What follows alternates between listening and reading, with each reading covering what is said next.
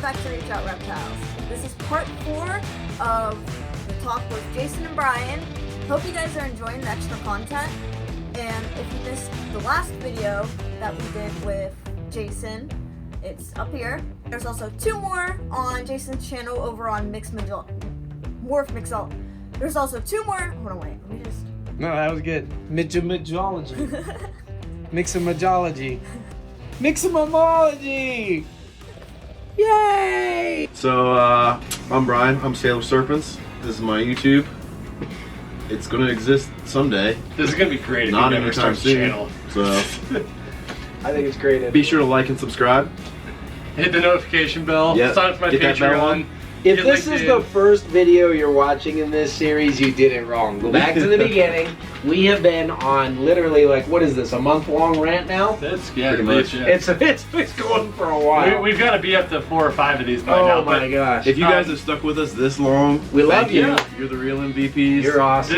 This is the last one of this series for now. I'm sure we'll probably reconvene and do another one eventually. Not if they hate us enough. This one might not even air because We'll get they hated the first couple. We'll get so 6 much. views. And as long as I Those make, guys don't know anything, and Garrett's cocky as hell. as long as I make my $19 a month, that's all that matters. So, but all of the other videos of this series from both Garrett and I on our channels will all be linked down below on whoever is hosting this at this point. So you've been here long enough to see enough people come and go and come and succeed, and new people coming up, new projects, stuff like that. And if you were to kind of summarize that and or recommend or suggest for new people that are maybe seeing this and they want to embark. I think that's a pretty good question. I would say that for the future of the industry, there's going to be more diversity. Okay. We're going to get richer in diversity. You see, when everything started, we would go to reptile shows when I was a kid, and there were animals on tables. Back in my day. Exactly. There was stuff on tables that you had literally never seen before. And we would buy these animals that we'd never seen before. And then you would keep them unsuccessfully because you didn't know what they were in the first place. And it was really stupid to have bought that animal. And so now you have a cool animal and you unfortunately just watch it die. It was a really great shift that happened, but there were a few animals that were starting to take hold that were being successfully bred. These are leopard geckos, ball pythons, a lot of the rat snakes, corn snakes and things like that. Like, say, from the 90s into like really the last 20 years has just been a continual build of the same trend, where it's shifted all towards morph market of certain species. Okay. Right, and that's exploded, and a lot of people complain about it, a lot of us old timers, because there wasn't as much diversity as there was in the past.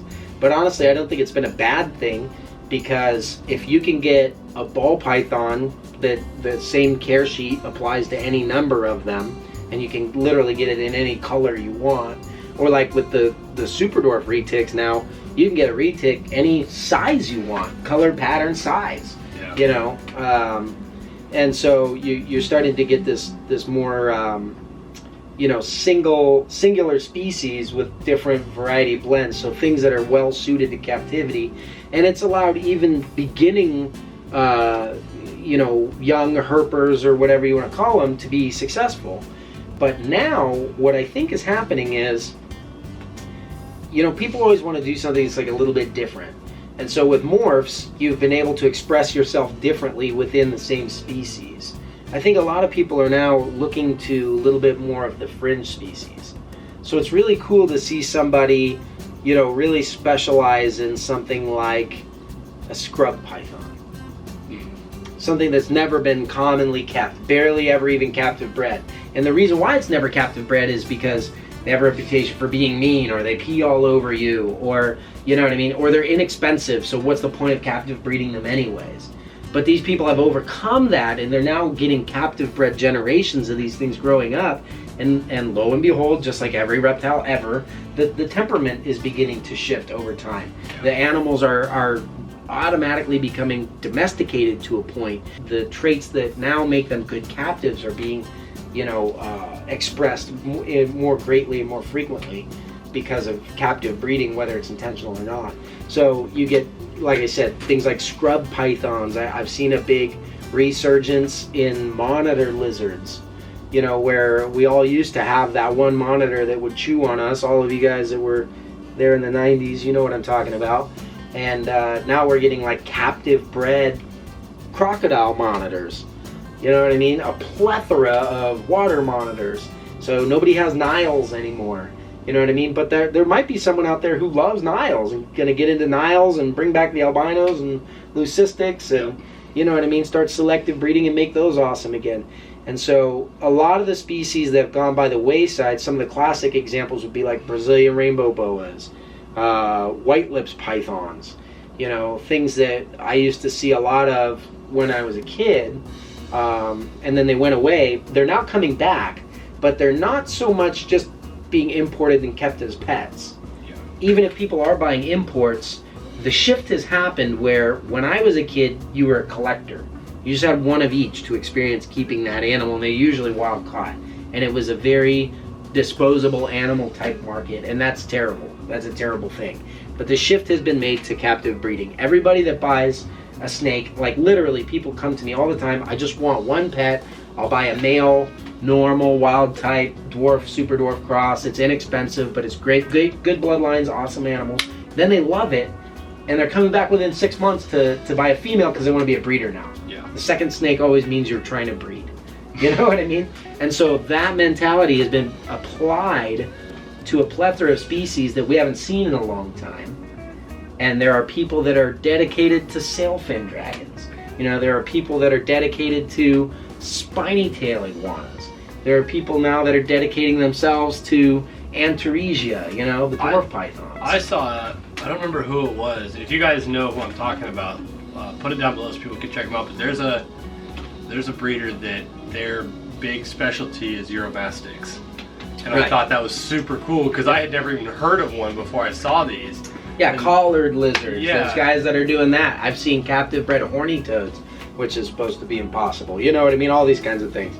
So that is really encouraging to me because I think that there was a big pendulum swing away from the wild caught because ethics are coming into the industry now. It's not the wild west anymore. And people want to value the individual animal for what it is that's not just skin deep. You know, the flash of, oh my gosh, morphs can be made has worn off over the last 30 years.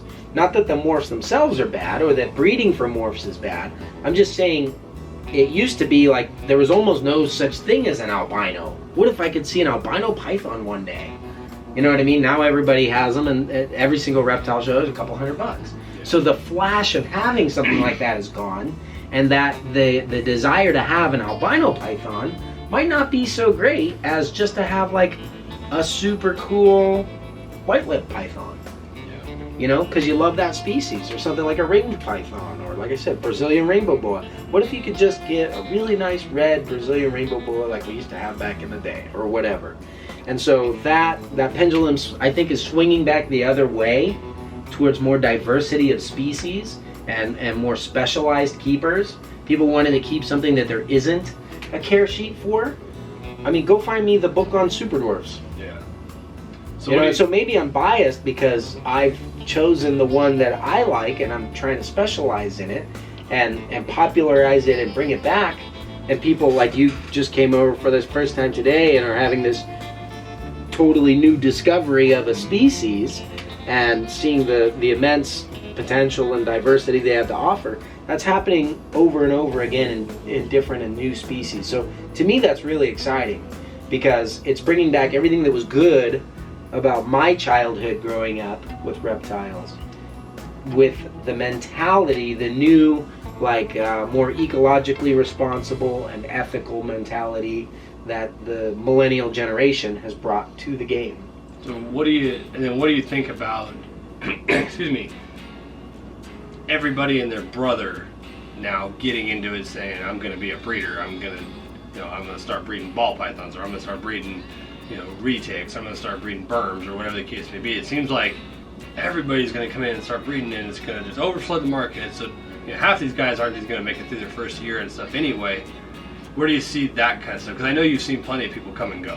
I want to see an end to people coming in and saying, What's the absolute least I can give my animal and cheapest animal I can buy because I want to be a breeder? Because that really doesn't make sense. There's nothing wrong with buying inexpensive animals. And then when you're ready to breed, put enough effort into it to make a real go of it. So you're saying definitely not just say that, oh, I ended up with this pastel female as my first pet snake or whatever. What do you guys recommend me getting that would look good with this, and buying a male and starting to breed it off the bat? I don't mind necessarily if you have a pet that you love and you want to breed it and develop that bloodline, because that has sentimental value. What I don't want to see is, what's the shortcut? What's the cheapest, easiest way to be a snake breeder? Because what you're doing is you're devaluing your own snakes, and nobody's going to care about snakes with no value, and you're devaluing them yourself from the get-go. Rather, if you are going to breed, you want to get the best possible animal, not the cheapest. If it's the cheapest, that means by default it's literally the least desirable animal in another breeder. So why would you take all of the least desirable animals and make more of those? When you do that, what happens is you make unwanted animals. What you want to do is come up with a unique and creative vision for what you can do to benefit the animals and the industry. You know, maybe it's making a better snake or teaching people a better way to house them, or whatever it is, and then sharing that with the world through breeding, maybe a YouTube channel, social media, going to reptile shows and or doing educational things, or whatever the case may be. But you want to do the best at whatever it is that you want to do. Some of the people I respect most are the ones that take an animal that was like damaged or has a defect, maybe has a scar on its face and it's like disfigured, and an animal that's basically like a breeder would discard it or nobody would pay for it, and then they take this thing and they put it in like a giant awesome cage. Yeah. And they just enjoy it. You know what I mean? Because the animal deserves it because it's an amazing animal, not because it has a beautiful face or some special morph or anything like that.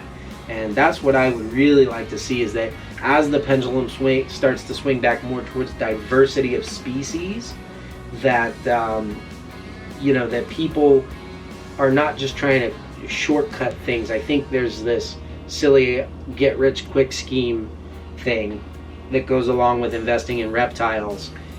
For somebody like you coming in the front door and now experiencing, I mean, we've brought you into like the thick of it really here. But seeing all the expansiveness for YouTube channels, different approaches, different breeding projects, different attitudes towards, you know, the industry and the groups on Facebook and this, that. What do you like that you've seen so far? What needs to be different or changed? Or I don't specifically feel this way about the reptile community. I feel this way like about everyone.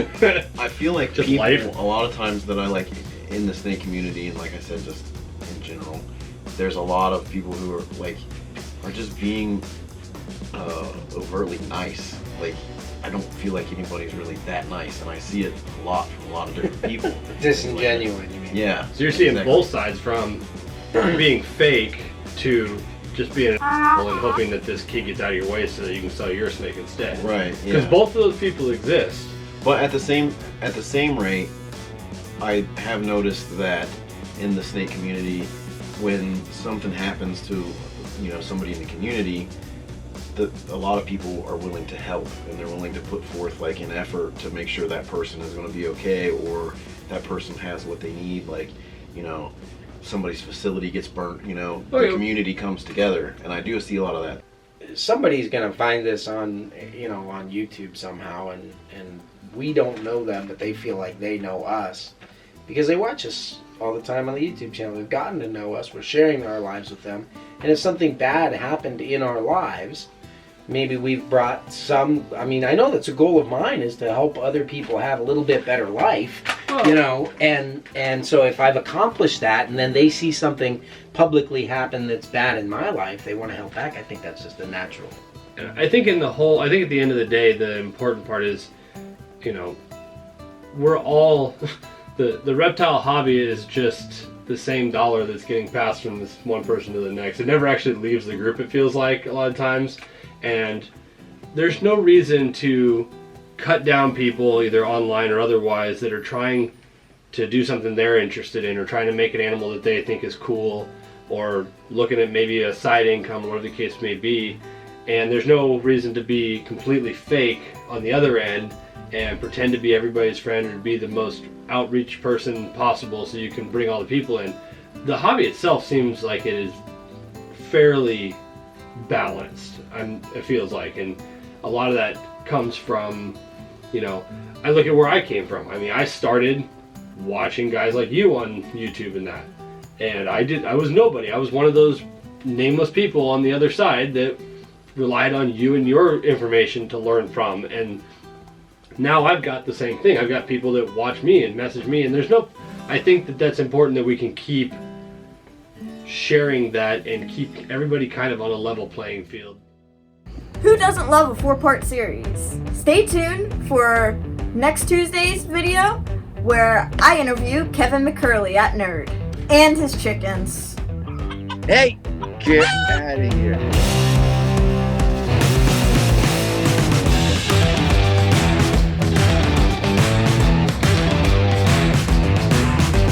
This is terrible. Do you have no energy, like...